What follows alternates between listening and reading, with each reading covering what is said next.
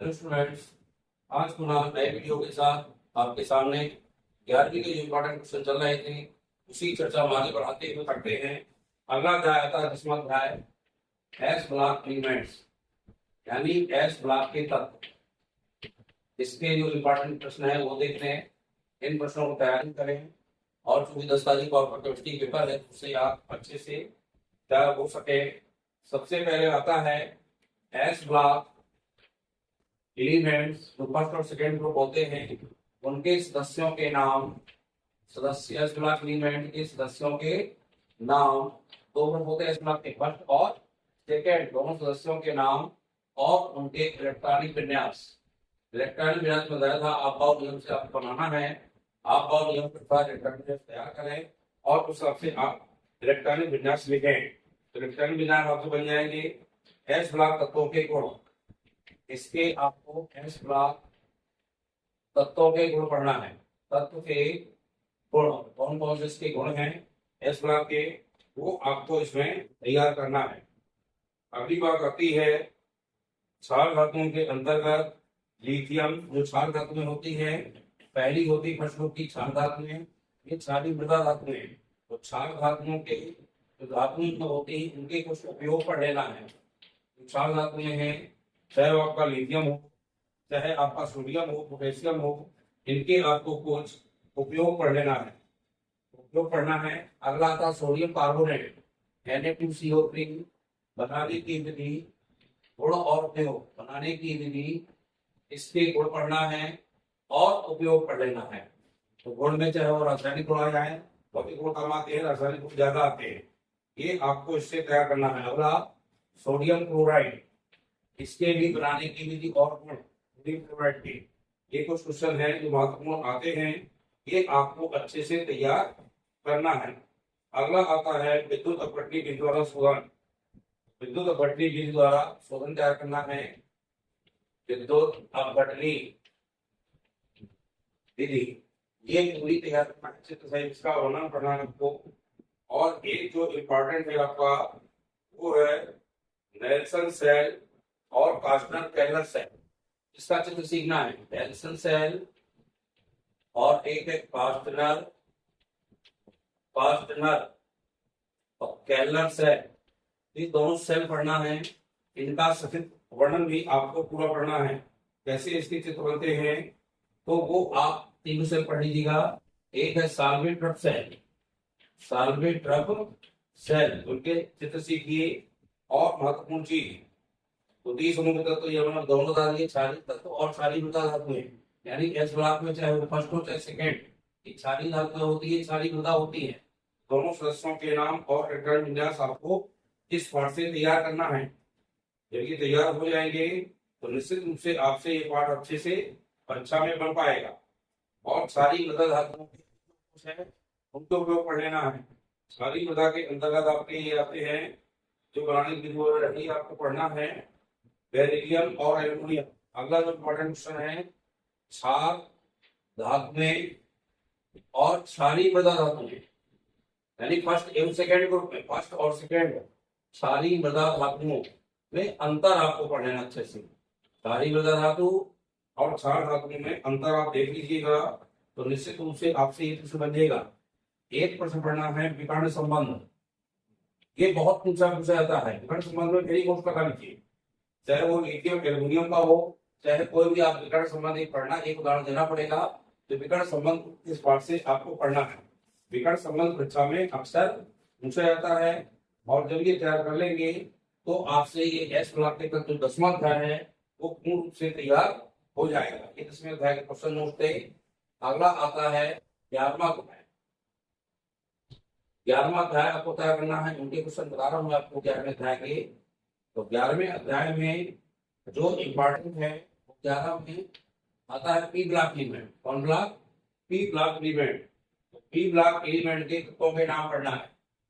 P block elements, elements माने होते तत्व, एलिमेंट्स के नाम एवं इलेक्ट्रॉनिक विन्यास, इलेक्ट्रॉनिक विन्यास वो भी अबाउट नियम से ही ज्यादा पूछा जाता है। पी ब्लॉक में पहले में होता है, फर्स्ट में कौन सा?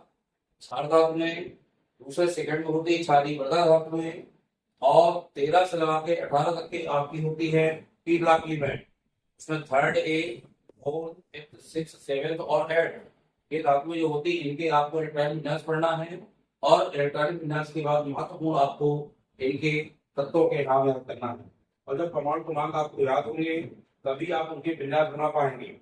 यदि आपको तत्वों के नाम याद नहीं है तो विन्यास बनाने में दिक्कत होगी। इस प्रकार से आपको सबसे पहले इस पार्ट में आता है बोरान। 13वां समूह का पहला शब्द होता है, इसको कहते हैं बोरान। तो बोरान बनाने की विधि, गुण और उपयोग आपको पढ़ना है। बोरान कैसे बनता है, इसकी विधि क्या है और इसके उपयोग क्या है, तो बोरान पढ़ना है।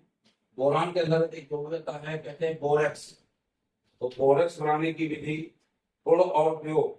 बोरेक्स का जो सूत्र होगा Na2B4O7, Na2B4O7 इंटू इसमें पानी के होते 10, ये कहलाता बोरेक्स।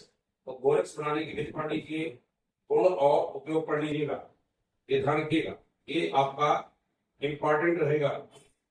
बोरेक्स, बोरेक्स के बाद इसी में एक आता है बोरिक अम्ल।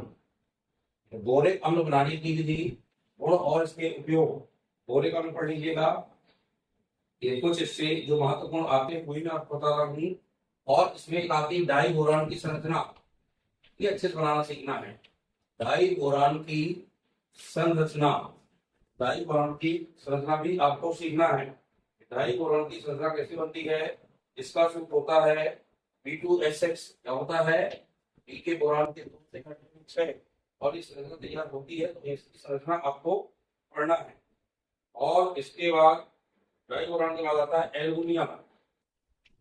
एल्युमिनियम का निष्कर्षण, और इसमें आती है गोल्ड स्मिथ।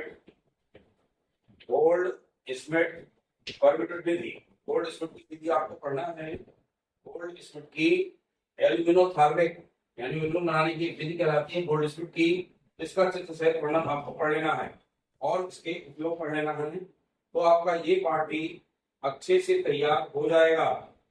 और फैक्टरी का सूत्र वगैरह भी पढ़ लेना है। एक आध नंबर में कभी कभी इससे फैक्टरी का सूत्र पूछ लेता है, एक आध नंबर में फैक्टरी का सूत्र भी आपको पता होगा। A2SO4 Al2SO4 का उत्तराइज इंटू 24:2 होता है, तो 7 में 50 कहलाता है। इस पार्ट से इतने क्वेश्चन आप तैयार करें तो बी ब्लॉक एलिमेंट आपको तैयार होगा। ये बी ब्लॉक एलिमेंट के तत्व होते हैं 13वें समूह, 11वां अध्याय और 13वां समूह।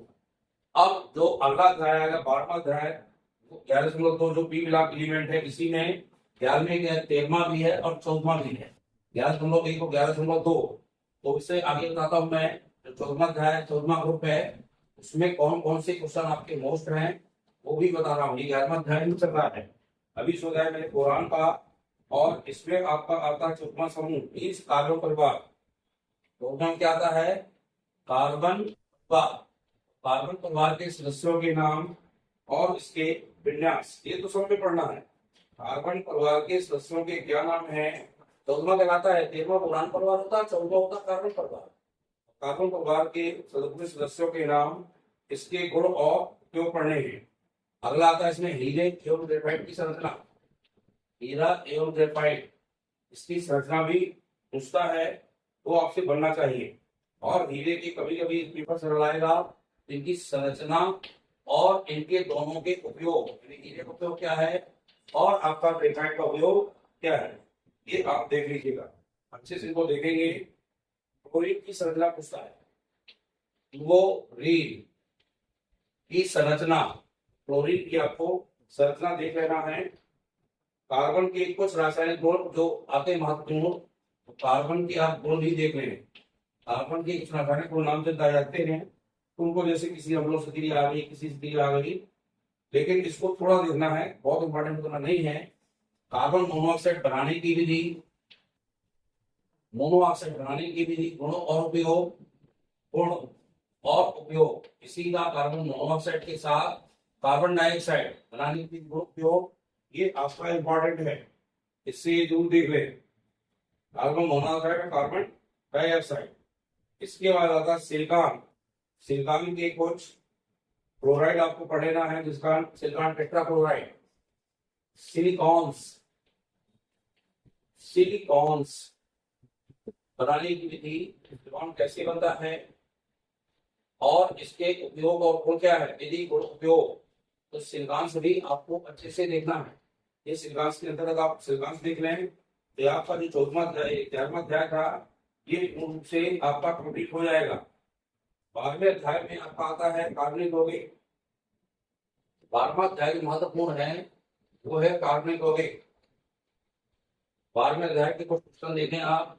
12वां पाठ का नाम है कार्बनिक रसायन, कार्बनिक रसायन एवं कुछ मूल अवधारणाएं, इसकी कुछ मूल अवधारणाएं। तो इसमें तो सबसे महत्वपूर्ण आपका जो मैंने बताया था, इससे सबसे ज्यादा इंपॉर्टेंट है आपके नामकरण, नॉमेनक्लेचर जो आईपीसी नाम बनाने को आते हैं वो तो इससे आएंगे। मैंने बहुत सारे आपको नामकरण पढ़ाए हैं और परीक्षा के लिए एक बार फिर रिवीजन करूंगा आपको 9 तारीख को, बाकी आप एक बार देख लें तो आपसे बन जाए।